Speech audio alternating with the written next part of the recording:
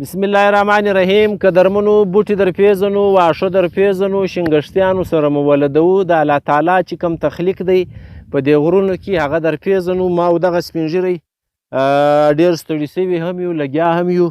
دا وینې دا داسې هغه ګراس نه کارپیټینګ ګراس دښته دا بوټی خو نه دی، واښه دي.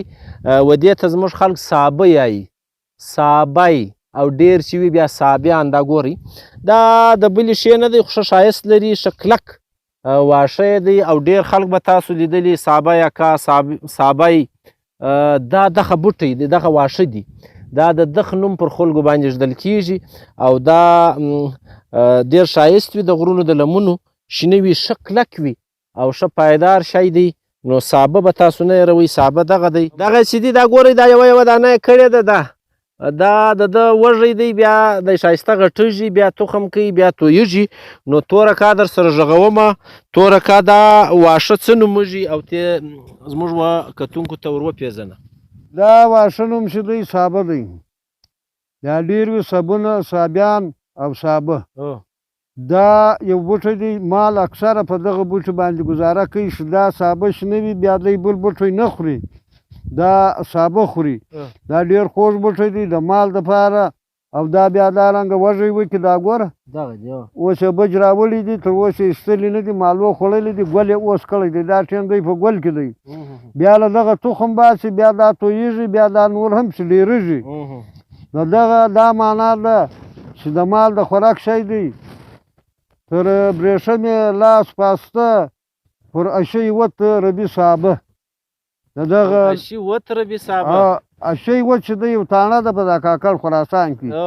یعنې تر برېښمې لاس پاسته پر اشی وت ربي واښه یا سابه. سابه هغه سابه دغه دی. ګوره تر برېښمې لاس پاسته پر اشی وت ربي سابه. سابه هو اشی وت یو علاقه ده او سابه دا دي. نو هغه یو تاڼه ده، یو علاقه ده.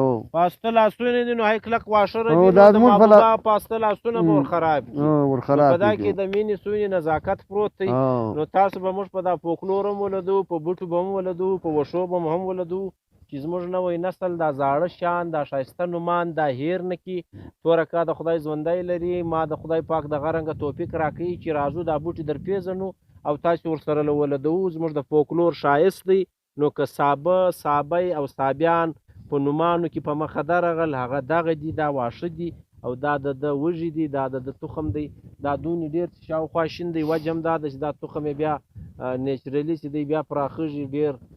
نو ښه ښایست دی، تاسو ته یې در پیژنم. ښه که درمنو وای نو دا محبوبه چې ده په تنکي لاسو باندې دغه سابه بوټی ربي، نو دا به خپل لاسونه په پرې کړي. دا دی لږ کلک دی، نو محبوبه به ډېره پسته وي. نو خوا په به د سوې ده. دغه یې وږي دي، دا دونې شاوخوا چې شنه دي. دا بوټي چې دي دا به سره ډېرېږي، دا واښه دي، پسونه یې خوري. دغه یې هغه وږی دی، په دا کې د تخم پیدا کېږي او دا بیا هر ځای شنه وي، ډېر خوند کوي. نو لږ کارپیټ نما ګراس دغه دی، ښایسته دی، زموږ د پسونو ښایست دی. نو موږ به دغه واښه او بوټي در پیژنو. ما او توره کا خپل وس کوو چې په دې غره کې څه بوټي په لاس راسي هغه به در پیژنو. که دلته نه نورو سیمو له به ځو، هر بوټی به تاسو در پیژنو. موږ په خپلو دعاګانو کې یاد ساتئ. دغه د سابه وږی در نږدې کوم، له نږدې هم ووینئ، دا د تخم دی. که درمنو د دې واښه په اړه چې موږ کله پر ګوګل باندې سرچ وکړو، نو بیخي ډېر نومان ورته لیکل سوي دي. و دې واښه ته برموډا ګراس، کچ ګراس، کوچ ګراس د صوفې والا، بهاما ګراس، ډیولز ګراس، ډاګز ټوت ګراس، یعنی د سپي د غاښو والو واښه. دا رنګه په باټني کې د دې نوم چې دی سینوډن ډیکټیلن ورته لیکل سوی دی. دا ورته لیک دی چې دا د طبیبانو په دواو کې استعمالیږي. د طب خلک چې دي هغه د دواو دپاره هم له دې څخه کار اخلي. نو باید چې زموږ څېړنې په دې اړه وشي چې دا په کومه دوا او په کومه ناجوړي کې استعمالیږي.